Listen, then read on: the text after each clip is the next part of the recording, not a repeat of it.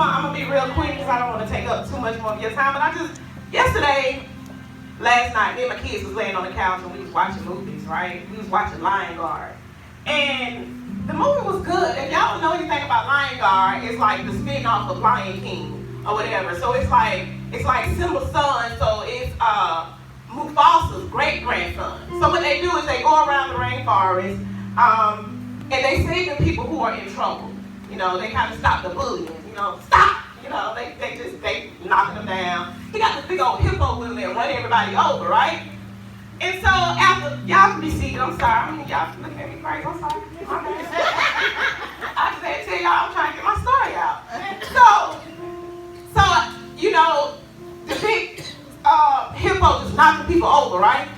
And so Simba he comes to a point where he wants to talk to his grandfather, Mufasa. So he goes to the top of the ledge and he talks to his grandfather.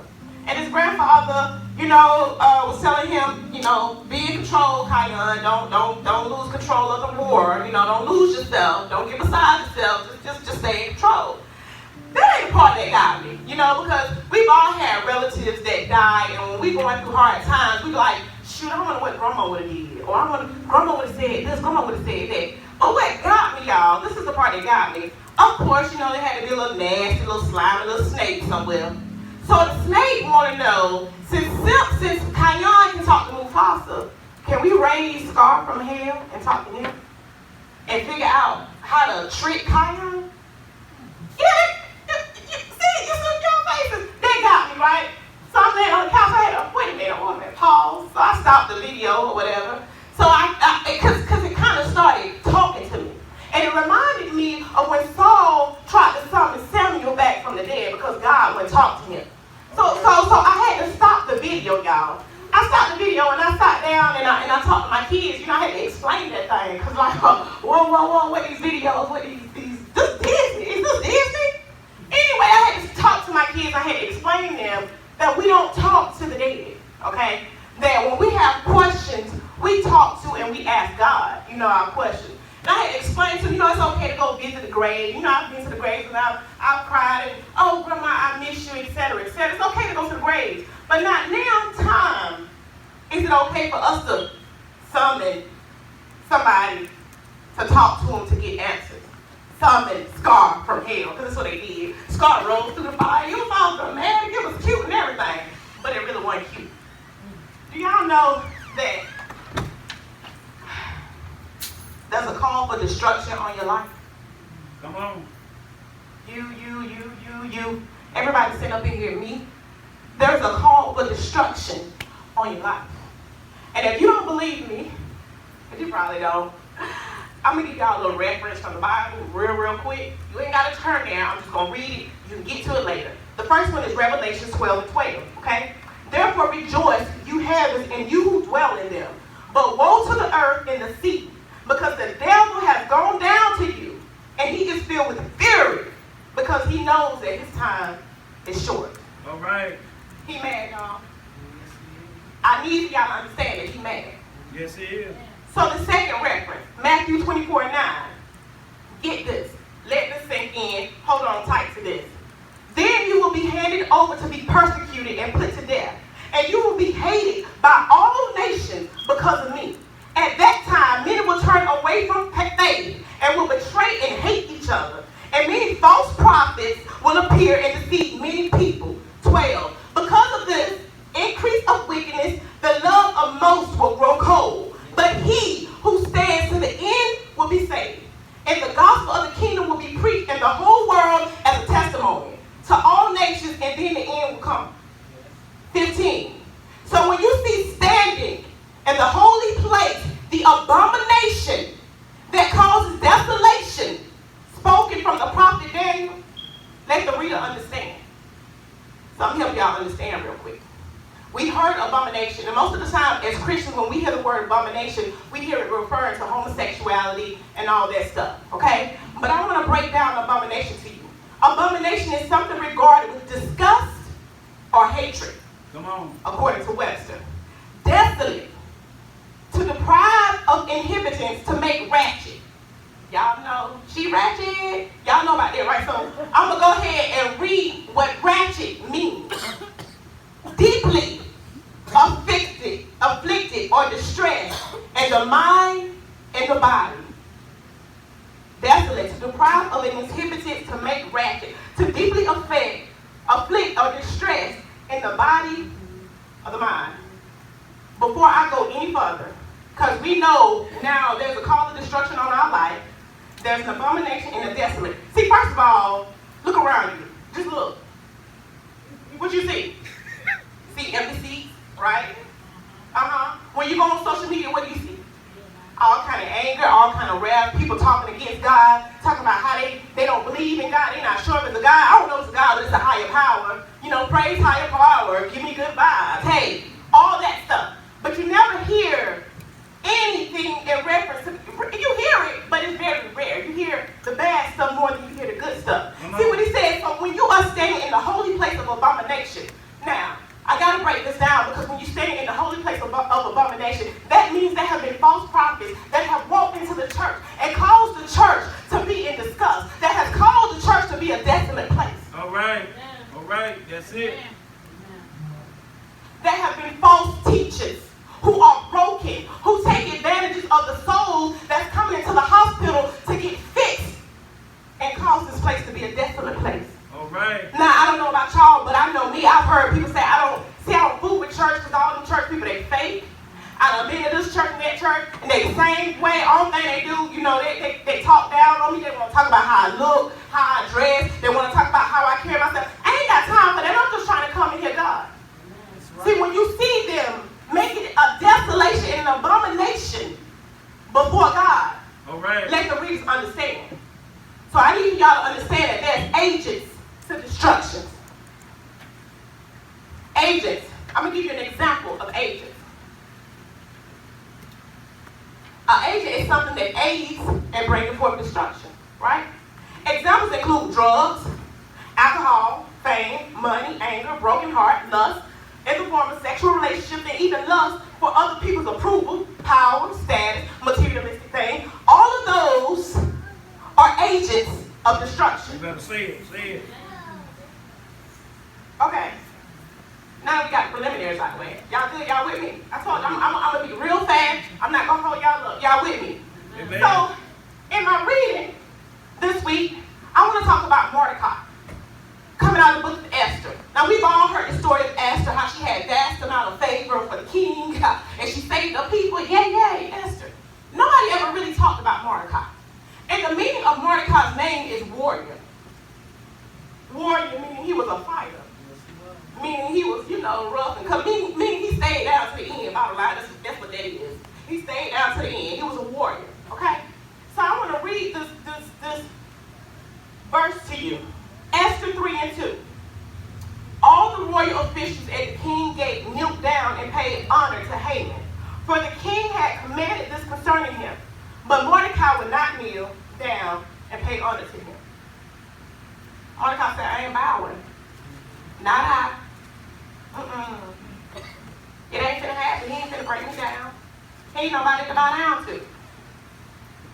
3 and 5. When Haman seen that Mordecai would not kneel to pay him honor, he was enraged. Yet having learned who Mordecai's people was, he scorned the idea of killing only Mordecai. Instead, Haman looked for a way to destroy all of Mordecai's people, the Jews throughout the kingdom of Xerxes. See, I want y'all to know that the destruction ain't just on you. The call of destruction just ain't on you. It's on your family. It's on your bloodline. It's on the people that are around you. Because, see, it behooves the devil to just get one person. He's so enraged. He's so angry that he got to wipe everybody out. See, Haman put the decree out. And this is what Haman did. 3 and 8.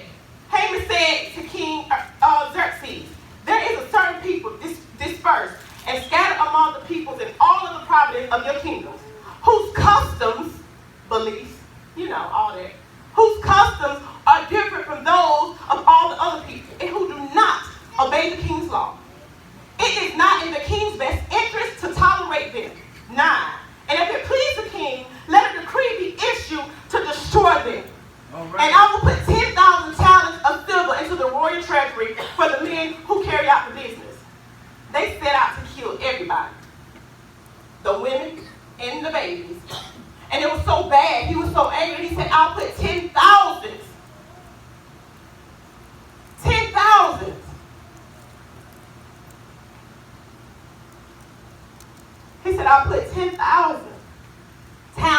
silver. That's how mad he was. Now, I don't know, because, I don't really know much about silver because I ain't really got it all like that. But I can imagine that silver, 10,000, that's worth a lot of money. That's worth a lot. Like bankroll, 10,000.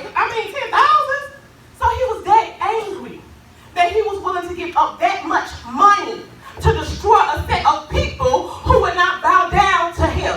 And they were that angry to destroy the Jews. What you think the devil want to do to you? All right.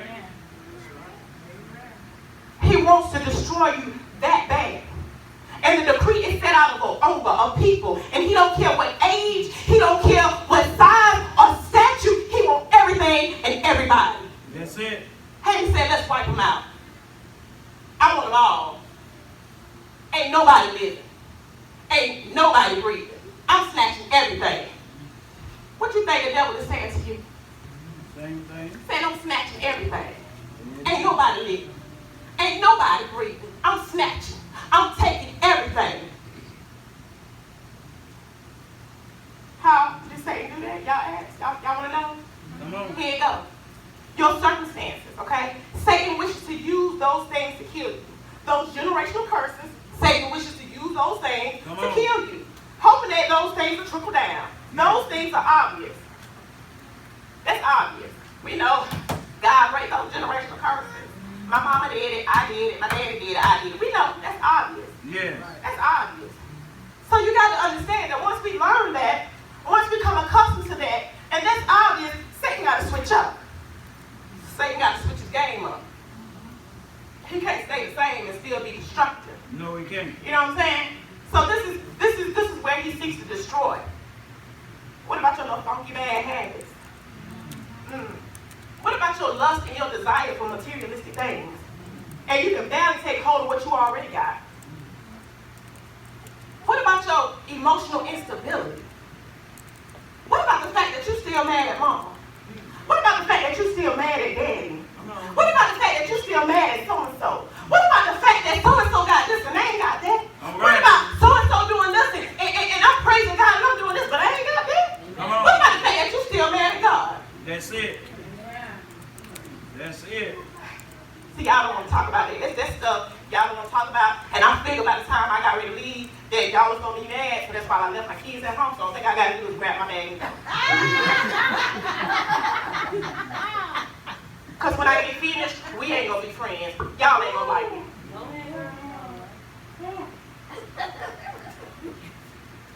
What about the fact that we lust after things like houses and cars? The decree on our lives is so strong that it goes unnoticed.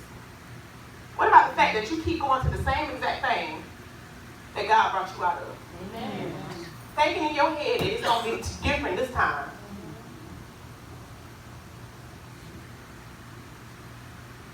The enemy keeps us in cycles of shame and guilt.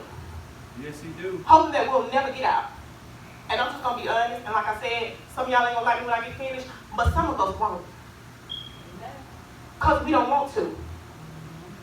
What about those whom are confused and angry at God?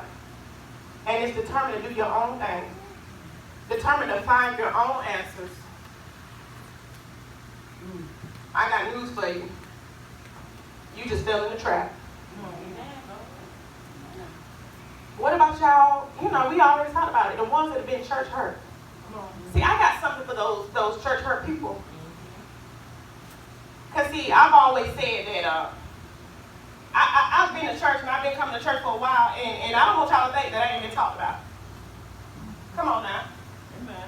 When I got pregnant with my first child, I got talked about like a dog. People were smiling in my faces. Going back, talking about me to people that they didn't even know I know. Come on. Telling people that I knew that I went to school with, oh, she ain't that saved that she thinks she is. How she gonna be acting all saved and she popping up pregnant? Yeah. I got talked about. Same ones. Hey, sister, how you doing? Yeah. Give me a hug. So I don't want y'all to think that I don't know what I'm talking about. I don't want y'all to think that I have not been there. See, y'all think I'm playing around with this church hurt. It's been so bad where I've been in church and people thought that I was going after their man. Help us, Lord. Help us. thought that I wanted their husband. Come on. He probably wanted you. I had to, love him off a little bit. But that's neither here, so I wouldn't even bring it up. It was so bad, they thought that I wanted their husband. Help him, Lord. So even more, they started trying to slander my name. And didn't know that it was coming back to my ear. And I never said not a word. My pastor, my bishop don't even know this. But see, I had to break this down for those people who are church hurt. In the book of Mark, it tells us he has a Beelzebub. And by the ruler of demons, he will cast out demons. There will be false teachers and false prophets who try and make their way seem like God's way. I want to know, will y'all be like everybody else? Will you kneel down to Haman? Because he said you got to kneel down. Will you bow down to the devil because he said you got to bow down? Would you do what everybody else doing just because they doing it? I gotta know. Because the call of destruction is so deep on our life, it just don't stop with us. It stops. It goes deeper than us. It goes past us. The devil wishes to take us out completely. Some of y'all sitting here looking at me crazy, and we come in church Sunday after Sunday, Thursday after Sunday, and we ain't getting right. You know why we ain't getting right? Because the enemy taking over our minds. He wants us to think that we can't come out. He wants us to think that we can't overcome depression. He wants us to think that our situation is way worse than what it is. He wants us to think that there ain't no hope for our kids. Amen. Amen. I'm going to tell y'all how strong the call of destruction is on our life. Y'all see all them school shooters? Just a couple years, we took God out of school. Come on. Now we shooting up the school. Ain't no hope for nobody. We got mass killings, mass shooting, and everybody want to know what it is and what's going on, and we blaming it on the government. But too many of us Christians kneel. Come on. That's the problem. That's the problem. Come on. Too many of us kneel because Haman said that we had to kneel. So I'm going to ask y'all, just because they took prayer out of school, you won't stop praying with your child before they go to school? All right now. Pray with them. I pray beside them everywhere. Just because somebody diagnosed you with something, you going to stand there and take what they diagnosed you with? That's right. Just because your kid is acting a fool, you going to sit there and take it? Come on. I got to know. I got to know because the call of destruction is so deep. Just because we see somebody else for something, we're going to kill ourselves trying to get it? Help us, Lord. Help us. Knowing good darn well we can't afford it. Got that right. And then we get it because we want it and then can't halfway pay our tithes. That's a curse right there. All right. Yeah, it is. Come on now. We're going to go out hanging all loose because everybody else doing it? Because Haman said, he said to kneel. We going to kneel because he said to kneel? Amen. Now I need for y'all to remember because in Romans, I think it's Romans 8, but I don't know, don't quote me on it. Everything is done for the good of those who love Christ. So now I'm going to tell y'all what happened over Haman. And I got to break it down. I'm not even going to go to scripture. This is what happened to Haman. Haman was plotting so bad to kill Mordecai. He wanted so bad to kill Mordecai, but he didn't know Mordecai had a ram in the bush. All right. He didn't know that Mordecai had Esther in the king's palace, and Esther had vast amount of favor in the king's eyes. I'm going to tell y'all how much favor Esther had in the king's eyes. Because nobody walked on the royal court without getting the king's sword. Esther walked on there at least 2 to 3 times. Yes, she did. Yes. And was still breathing. Still breathing. Mordecai raised Esther up from a child. He adopted her. So Mordecai had to be in tune with God because see, this is a plan that had been in works. You are a plan that God had been in works. All right. Amen. God been called you. Yes. He called you. He formed you before you were in the womb. Uh-huh. So I'm going to tell you, even though that there's a call of destruction on your life, there is nothing that a devil in hell can do to you. Amen. Some of y'all need to stand up and realize that. Yes. Not cancer, no. Not diabetes, no. All right. Not bills, no. Not a broken marriage, no. Not kids acting up, no. Not money, no. Not student loans, no. Not abusive relationship, no. Not drugs, not jail, no. Surely not witchcraft. All right. Amen. Amen. So, Mordecai had favor in the palace. You got favor in God's eyes. That's right. God handpicked you. No matter how bad it seems, you got favor. No matter how much you want to give up, I'm here to tell you today that you got favor despite the call of destruction that may be on your life. You have favor. Yes, you do. So Haman is plotting to kill Mordecai, right? It's just disgusting. He can't stand to go to the gate and see Mordecai. Everybody else kneeling. He walked like he big, and then he see Mordecai standing up. It tears him up. So he goes back home. He get to talk to his old lady. He like, babe, every day I walk up to King Court, I see this dude, and he will not bow. And I'm just getting sick of it. Let me see y'all what this couple said. She'll help me for saying what she said. She said, baby, you know how you get to do when you get to talk to your man, you know, you get to rub their head and stuff, especially when you want them to really listen to what you're saying. Baby, she said, build you something 75 feet high to hang him on. All of his friends, yeah, that's what you do. Yeah, that's it. That's it right now. Yeah. I don't know why I ain't think of that. That's it. So this fool, because he's a fool, this fool goes and builds it, right? So y'all remember I told you about Mordecai's ram in the bush? Say it. Remember I told you about Mordecai's favor that he had, even though that there was a call of destruction over his people, all the way down to the little itty bitty babies? He said,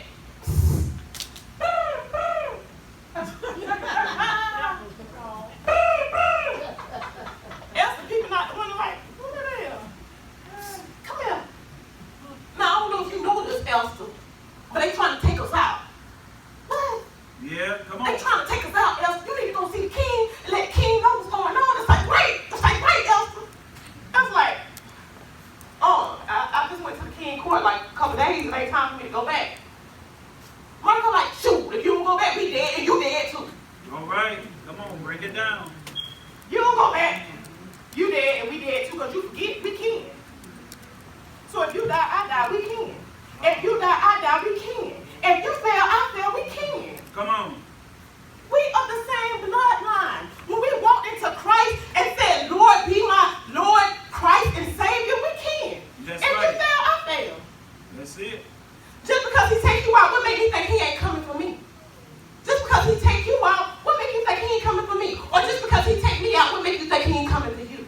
That's it. He coming because we can. So he told her, look, if I die, you die. Simple. So what you gonna do? So she like, all right, So she goes to bed to go before the king. I'm gonna tell you, when I say my God is good, he good. She goes to bed to come before the king, right? And she like, if it pleases you, can I come see you, king? You know, she had my favor. They said she was the most beautiful of them all, so she was cute. Real cute. If you ain't careful, them looks gonna get you. But she went before the king. And so she was telling me, she didn't even tell the king what was wrong. Tell you how smart she was. She my kind of girl. That's a boss woman right there. She was really bossy. She went before the king and she said, King, I want to have a dinner for you. I'm going to put together a dinner. And I want you to come. And I want your servant Haman to come as well. Oh, there it is. She never did tell me what was going on. See, sometimes we'll run our mouths too fast. You better say it out. We'll run our mouths too fast and wonder why it ain't working. Yeah. Wonder why we ain't got what we need. Wonder why we not where we need to be. Because you don't run your mouth too fast. She didn't say nothing. She said, King, baby, I want to cook you a little dinner. You know, a little lobster, a little shrimp, something like that. All right. And invite Haman, because I want him to come too. That's what she said. Bring him. Tell him to come get some grub too. I got groceries for everybody. That's what she said. So she set the dinner up. And they come to the dinner, and she was so smooth with it. I mean, that's my girl. She was so smooth with it. Esther was so smooth. The king said, Esther said, it's somebody that wishes to take me and my people out. There it is. The king said, baby, this is why we get dinner now. That's why I was so smooth. King said, baby, what's wrong? Esther said, it's somebody that wishes to take me and my people out. The king, he infuriated. Oh, what do you get? I'm going to get him. Esther said, there you go right there. All right. There it is. Right out. He said, there you go right there. Gone. Got him. Feel his own hand. Guess where he hung from? His gal. He hung from the same gal that he built from Mordecai. That's right. Sure did. Now, when I tell you God ain't good, yes, he is. now when I tell you that whatever trap that the devil got for you, if you be careful not to fall in it, he's going to fall in it himself. If you be careful not to go down in depression, the devil is going to fall in it himself. Whatever trap or witch belt, if you careful not to fall in it, she going to fall in it herself. Amen. Amen. Because you got to remember, everything is done for the greater good of those who love the Lord. And so you got to remember, even though that there's a call of destruction on your life, in that call of destruction, in that mess, in that dark cloud, lies a testimony. Amen. Yes, I do. And if you overcome that call of destruction, which we're going to stay fighting, so I don't want y'all to think, oh, I'll beat this thing. No, we're going to stay fighting. But if you stay swift, and you be smooth like Esther, she was smooth. If you be smooth like Esther, that trap that the enemy set for you, he gonna set it for himself. That's it. Amen. Because see, some of us, and I got to break this down, and this is why I say nobody gonna like me. Because we fall into trap and don't realize that it's the devil. That's it. How many of us can't stroll through Facebook without getting mad? Be honest. Tell the truth. Don't lie. Tell the truth, shame the devil. Some of us can't stroll through Facebook without comparing our lives to somebody else's life. Somebody can't stroll through Facebook without trying to take a selfie and make yourself look like your life happy, like it look better than what it really is. Some of us can't stroll through Facebook without wanting what somebody else got. See, I'm going to tell you what you start to do. You start to covenant those things.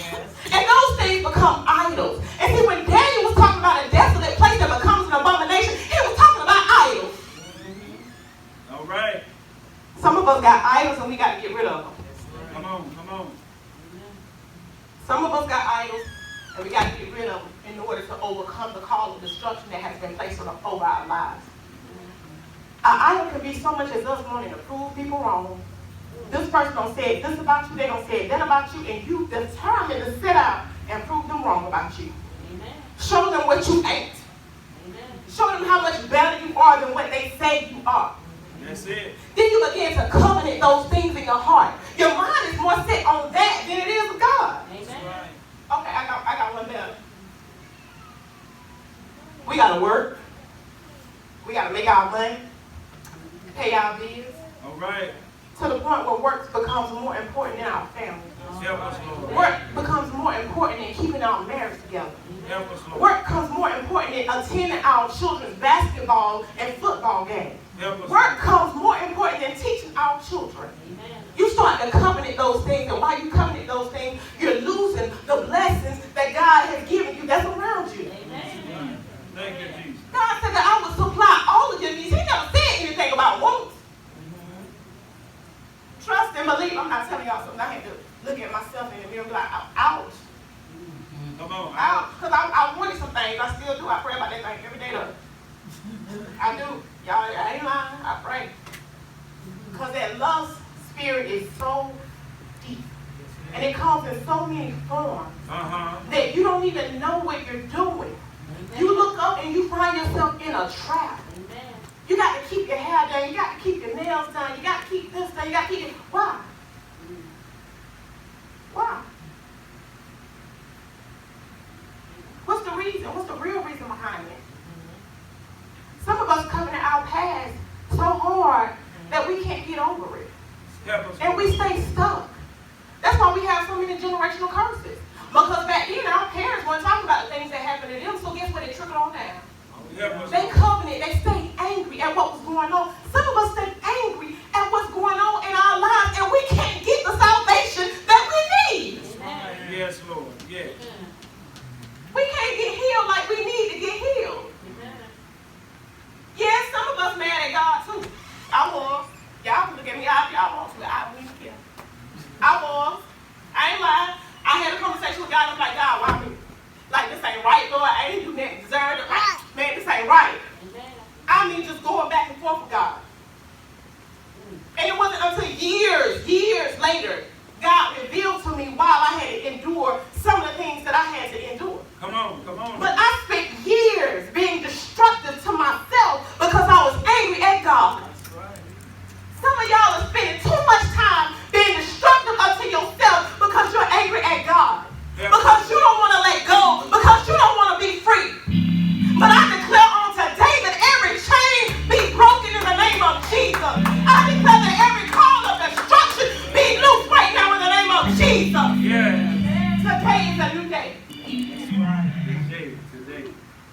We got to wake up and see what's going on. Wake up. And I brought up the movie. I had to tell y'all the story about the movie. Because if we're not careful, our children will get fed anything. And we don't know it. Right. Now, my children had watched that movie the night before, and I didn't even know what was in that movie. Come on. I happened to be laying down with them watching that movie again, and I seen it. And I'm like, the devil. See, I had already got mad at the Minions. I took them to the movies to see the Minions, and the Minions don't took over the jail. They don't took over the whole yard. Not only that, after they took over the yard, they broke out of jail. What are you teaching my son?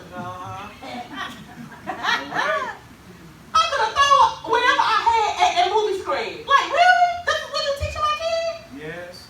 We have to be careful because the call of destruction trickles down, even unto them. We got to be mindful of that. We got to be aware. Not only that, but we have to be aware of what's going on with them in school as well. Amen. Amen. If you don't fight for something, you'll fall for anything. You got to find what's worth fighting for. Why y'all think the streets catching so many of our young men? There it is. Say it now. Break it down. It's a quick fix. See, the streets, what they do is they go appear to other people like themselves, but in younger version. So if I want somebody to sell for me, if I want somebody to run for me, because this is how I'm going to start them out. I'm going to let them run for me, right? I'm going to give him a little change here and there, more change than what I know his mama could give him, because his mama is a single mother, daddy ain't nowhere, so ain't nobody finna check me for nothing. All right. I'm going to give him a little bit more change than what he get at home, and then I'm going to send him to run the streets. Then after I send him to run the streets, I'm going to have him testing and trying my product. Got him. There it is. Got him. He done. He's so caught up in the game with the money and the dope, he can't get out. There is no way out. I'm your daddy. I'm your mama. We better pay attention. Amen. The call of destruction is so deep on our lives. So like I said, I wasn't gonna be before you guys long. I wanted you guys to know how strong and how deep the call of destruction is on our lives. And if we're not aware, and if we're not conscious of what's going on around us, we'll fall into it. We will fall into the pit of destruction. The Bible tells us to guard our hearts. Yeah, we cry all the time over broken hearts. But God has already instructed us to guard our hearts. We let people get into our minds and ears just because they act in a certain way and we don't like the way they acting. Or we don't like something they doing or something they said. And we let that build in our heart and that stops us. That person is gone by their life, but we still got that clutter in our heart. Yeah. We still stuck, can't get a prayer through. Without God, you cannot break the call of destruction. Without prayer, you cannot break the call of destruction on your life. That's right. You have to be mindful. You have to be aware of what's going on around you. Everything that's going on around you is not people, it's Satan. But you got to understand and know that everything that Satan tries to do, God allows him to do it so that he can get the glory. All right. So that he can get the glory. So that you can get a deeper, intimate relationship with him. That's it. Dear son, I want to talk to you about cycles. Did you know that a cycle is a series of events that regularly repeats itself in the same order? Come on. Did you know that there are over 9 different types of cycles? Time and calendar cycle, planetary cycle, social and religious cycle. Did you like the cycle that I bought for you? The blue one with the black train wheels? I hope that you do because I bought it especially for you, or maybe I bought it for me, hoping that it will rid the cycle of guilt and shame that lives in my head. You see, watching those wheel turns make me forget the ones that still turn in my head. Like the misconception of conception left a hole in my life, and baby, this is one story in which I could not right my wrong. You would not believe me if I told you that I cried because I did not want you. You would not believe me if I told you that my thoughts carried no remorse if something was to happen to you. Those postpartum blues almost made me forget that I long for you. Bone of my bone, flesh of my flesh, baby, I knew you before you were born. Yeah. Declared your gender in the book bag of my room.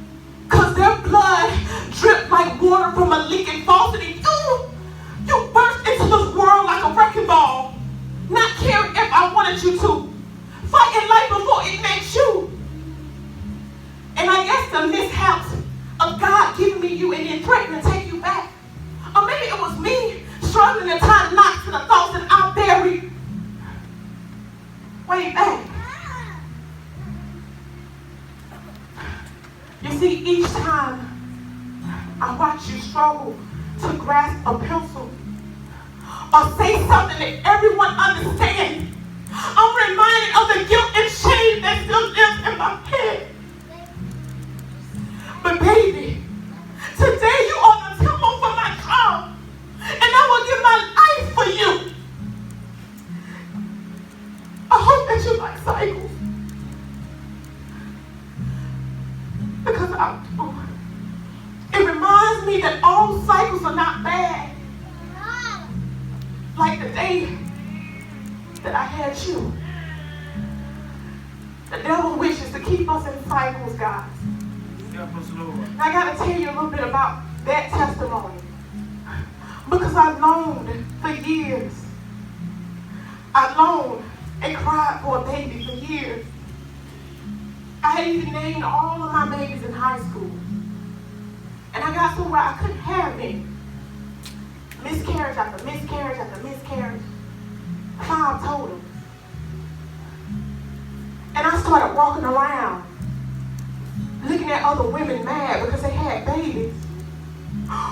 But every time I would see someone with a baby, I would break down and cry. Because I thought God had forgotten about me.